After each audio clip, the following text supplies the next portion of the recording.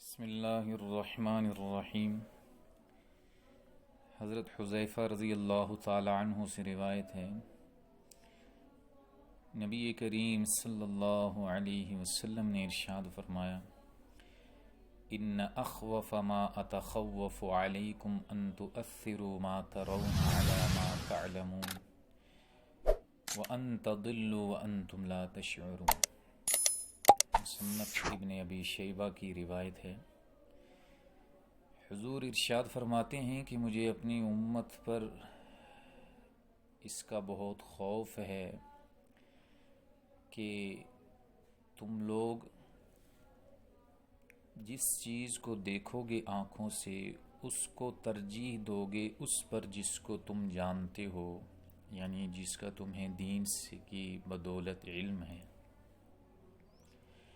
جب ایسا کرنے لگو گے تو پھر نتیجہ کیا ہوگا؟ وَأَن تَضِلُّوا، تم گمراہ ہو جاؤ گے اس طور پر کہ تمہیں اس کا شعور بھی نہیں ہوگا۔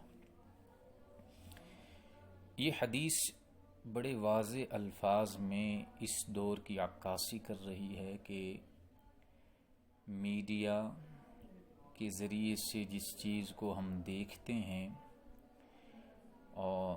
اور اس پر جو یقین بنا کے پھر اس کے مطابق عمل درآمد کرتے ہیں، باوجود کہ شریعت کی رہنمائی موجود ہے، اس کو اس دور میں یوں سمجھ لیں کہ جیسے اس وقت ایک وبا کی سی کیفیت ہے۔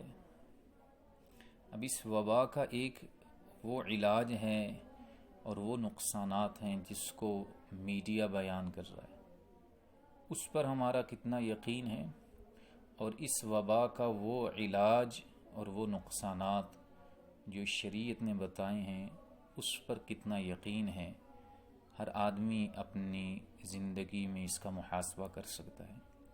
اس کا صرف اور صرف علاج جو شریعت کی روشنی میں علم ہم تک پہنچا وہ توبہ استغفار ہے۔